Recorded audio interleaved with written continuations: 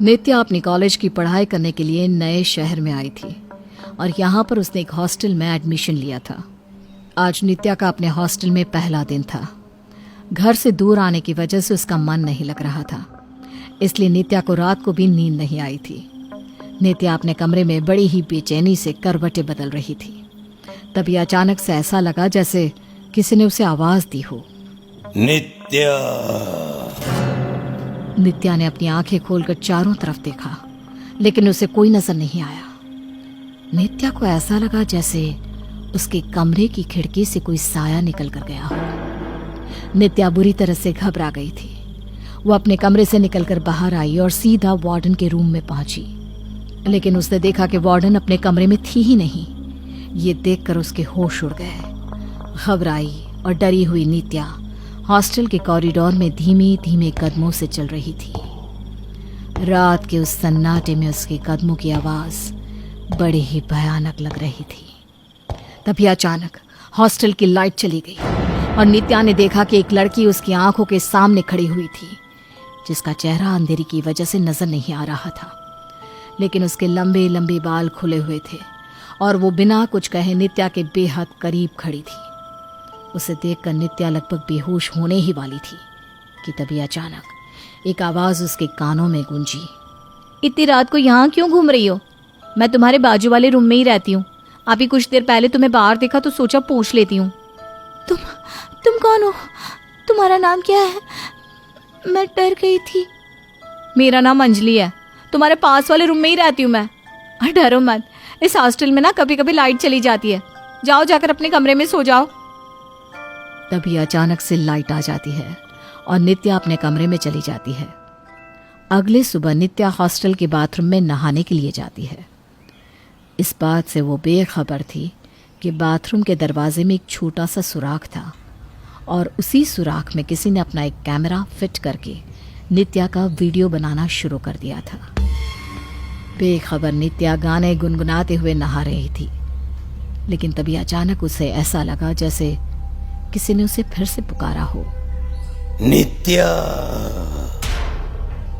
ये ठीक वैसी ही आवाज थी जैसी आवाज बीती रात उसे अपने कानों में सुनाई दी थी। नित्या बुरी तरह से घबरा गई। जल्दी से कपड़े पहनकर वो जैसे ही बाथरूम से बाहर आई, उसे ऐसा लगा जैसे कॉरिडोर में कोई तो था। एक अजीब से डर ने अब नित्या को घेर लिया था। उसे समझ में नहीं आ रहा था कि वो जो भी महसूस कर रही थी वो सच था या फिर कोई सपना। नित्या का हर पल डर के साए में गुजरने लगा था। उसे ऐसा लगता था जैसे कोई तो था जो हर लम्हा हर वक्त दबे पैर उसका पीछा करता रहता था। लेकिन नित्या जैसे ही पलट कर देखने की कोशिश करती, उसे कहीं कोई नजर नहीं आता था। अगले दिन फिर से जब नित्या बाथरूम में नहाने के लिए गई तो किसी ने उसके बाथरूम के दरवाजे की सुराख से कैमरे का एंगल सेट किया और फिर नित्या का वीडियो बनाना शुरू कर दिया। नित्या का वीडियो बनाने वाला कोई और नहीं बल्कि हॉस्टल की वार्डन मिस रोमा थी। कल तो इस नई लड़की का वीडियो नहीं बना पाई थी मैं, लेकिन आज तो इसकी पूरी फिल्म उतार दूंगी।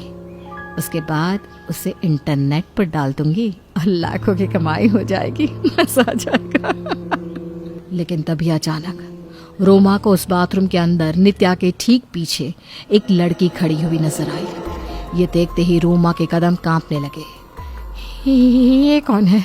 नहीं, ऐसा नहीं हो सकता, ये यहाँ नहीं आ सकती। डर की वजह से रोमा अपना कैमरा लेकर जल्दी से अपने कमरे में आ गई। उधर नित्या बुरी तरह से डर गई थी। उसे ऐसा लग रहा था जैसे कोई साया हर पल उसके साथ रहता था। नित्या जैसे ही अपने कमरे में आई, एक अजीब सी परफ्यूम की महक उसे महसूस हुई। ये परफ्यूम तो मैं लगाती ही नहीं हूँ और मेरा कमरा तो लॉक था। आखिर खुशबू कहाँ से आई? मेरी तो कुछ समझ में नहीं आ रहा।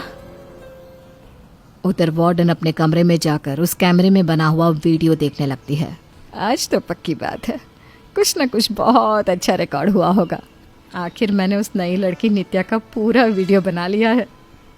लेकिन जैसे ही रोमा ने वीडियो शुरू किया, उस वीडियो के अंदर नित्या नहीं बल्कि नित्या के पीछे खड़ी हुई लड़की नजर आई, जो अपनी लाल लाल आंखों से घूर घूर कर रोमा की तरफ देख रही थी। रोमा के हाथों से कैमरा छूटकर नीचे गिर पड़ा और वो जोर जोर से चीखने लगी। उसकी आंखें बंद थी। तभी किसी ने उसके कंधे पर हाथ रखा। रोमा ने जैसे ही आंखें खोली तो उसने देखा कि कमरे में अंधेरा हो चुका था। कौन है? कौन है? सामने आओ। इतनी जल्दी भूल गए मुझे? इतनी जल्दी? मैं तो तुम्हारी फेवरेट स्टूडेंट थी ना। कौन हो तुम? देखो, मुझे इस तरह डराने की कोशिश मत करो। मैं तुमसे डरने वाली नहीं हूँ। मैडम, मैं नीलिमा हूँ, वही नीलिमा जिसका 2 साल पहले वीडियो बनाकर आपने इंटरनेट पर डाल दिया था। लेकिन तुम तो मर चुके हो। तुम यहाँ कैसे आ सकती हो? मरने के बाद भी मेरी आत्मा को मुक्ति नहीं मिली। कैसे मिलती? मेरी मौत तुम्हारी वजह से हुई थी। मैं जीना चाहती थी, लेकिन तुमने मुझे बदनाम करके मुझसे मेरे जीने का हक छीन लिया। रोमा पागलों की तरह कमरे में इधर उधर भागती है और जल्दी से कमरे से बाहर जाने की कोशिश करती है, लेकिन तभी अचानक लाइट आ जाती है और रोमा के कदम अपनी जगह पर रुक जाते हैं। कौन है? कौन है जो मुझे डराने की कोशिश कर रहा है? मैं सब जानती हूँ। ये मेरे हॉस्टल की ही किसी लड़की की हरकत है। रोमा चारों तरफ देख रही थी, लेकिन उसे वहां पर कोई नजर नहीं आया। कमरे का दरवाजा भी अंदर से बंद था। अंदर कोई कमरे में आया होता तो दरवाजा खुला होता। ये सोच सोच कर रोमा के होश उड़ रहे थे। कुछ देर के बाद हॉस्टल की वार्डन रोमा गहरी नींद में सो गई, लेकिन तभी उसे ऐसा महसूस हुआ जैसे कोई साया उसकी बाजू में लेटा हुआ था। रोमा ने अपनी आंखें खोलकर देखा तो वही लड़की उसके ठीक बराबर में आंखें खोलकर लेटी हुई थी और उसे घूर घूर कर देख रही थी। बचाओ, बचाओ मुझे। तुम यहाँ कैसे आ सकती हो? तुम तो मर गई थी ना। तुमने सुसाइड किया था। हाँ बिल्कुल, लेकिन मेरी मौत के जिम्मेदार तुम हो, सिर्फ तुम। रोमा घबराहट की वजह से अपने कमरे से निकलकर बाहर भागती है और भागते भागते कॉरिडोर में जाकर चिल्लाने लगती है। बचाओ मुझे, बचाओ। वो नीलिमा मेरे कमरे में आ गई है। वो मुझे छोड़ेगी नहीं। कोई बचाओ मुझे। ये मैम को क्या हुआ है? और ये नीलिमा कौन है? नीलिमा इस हॉस्टल की एक लड़की थी। एक दिन अचानक उसने आत्महत्या कर ली। ये कोई नहीं जानता कि आखिर उसने ऐसा किया क्यों। रोमा मैम क्यों कह रही है कि नीलिमा वापस आ गई है? पता नहीं यार, क्या चक्कर है। आई थिंक रोमा मैम की तबीयत ठीक नहीं है। कुछ देर के बाद हॉस्टल का बाकी का स्टाफ रोमा को वहां से ले जाता है। अगले दिन असेंबली में सारी लड़कियां इकट्ठी होती है और रोमा उनसे बात कर रही थी। तभी अचानक लड़कियों की भीड़ के ठीक बीचों बीच उसे नीलिमा नजर आने लगती है।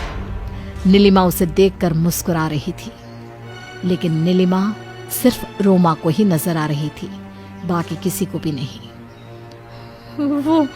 वो वापस आ गई है। वो मुझे छोड़ेगी नहीं। और इतना कहकर रोमा वहां से भागने लगती है। रोमा जिस तरफ इशारा कर रही थी उस तरफ सारी लड़कियों ने देखा। वहां पर तो नित्या खड़ी हुई थी। अरे तुम सब मुझे ऐसे क्यों देख रहे हो? मैंने क्या किया है? ये वो वार्डन तुम्हारी तरफ इशारा क्यों कर रही थी? पता नहीं यार, मैं तो इस नीलिमा नाम की लड़की को जानती भी नहीं हूँ जिससे रोमा मैम इतनी डरती हैं। धीरे धीरे रोमा की दिमागी हालत खराब होने लगती है। ये देखकर कॉलेज और हॉस्टल का स्टाफ उसे एक साइकेट्रिस्ट के पास भेज देता है। मुझे ये बताइए कि आपको ऐसा क्यों लग रहा है कि नीलिमा वापस लौट आई है? कई बार कभी रात को मेरे बिस्तर पर आकर बैठ जाती है, कभी मेरे रसोई में आकर खाना खाने लगती है, और अब तो वो हॉस्टल की असेंबली में भी आने लगी है। वो देखिए, वो यहाँ पर भी है। वो मेरे सामने खड़ी है। यहाँ पर कोई नहीं है। अब बस ये बताइए कि आपने नीलिमा के साथ कुछ गलत किया है क्या? नहीं, मैंने कुछ गलत नहीं किया। किसी के साथ कोई गलती नहीं की। तभी रोमा ने देखा कि नीलिमा अपने हाथ में एक बड़ा सा चाकू पकड़कर रोमा की तरफ बढ़ रही थी, जैसे वो उससे कहना चाहती हो कि वो अपनी गलती कबूल कर ले, वरना नीलिमा उसकी जान ले लेगी। ये देखते ही रोमा ने अपना सारा गुनाह कबूल करते हुए कहा, दरअसल मैं लड़कियों की वीडियो बनाकर उन्हें इंटरनेट पर बेचा करती थी। मैंने नीलिमा नाम की लड़की का भी वीडियो बनाया था, लेकिन वीडियो वायरल होने के बाद उसने आत्महत्या कर ली। और शायद इसीलिए आपको बार बार नीलिमा नजर आने लगी है। लेकिन ये घटना तो 2 साल पहले हुई थी, अब अचानक ये क्यों हो रहा है? क्योंकि 2 साल से उस लड़की का कमरा बंद था। एक नई लड़की हॉस्टल में रहने आई, उसका नाम नित्या है। मैंने उसे वो रूम रहने के लिए दे दिया और नित्या के आते ही नीलिमा की आत्मा फिर से जाग उठी है। तभी अचानक से एक बहुत ही भयानक दुर्घटना होती है। देखते ही देखते रोमा के मुंह से झाग निकलने लगता है और वो जमीन पर पड़ी पड़ी तड़पने लगती है। साइकेट्रिस्ट दूसरे डॉक्टर्स को बुलाकर उसे बचाने की कोशिश भी करता है, लेकिन रोमा की जान चली जाती है। नीलिमा की आत्मा मुक्त हो चुकी थी। वो नित्या के जरिए अपने आप को इंसाफ दिलाने की कोशिश कर रही थी और आज वो इस बात में कामयाब भी हो गई थी।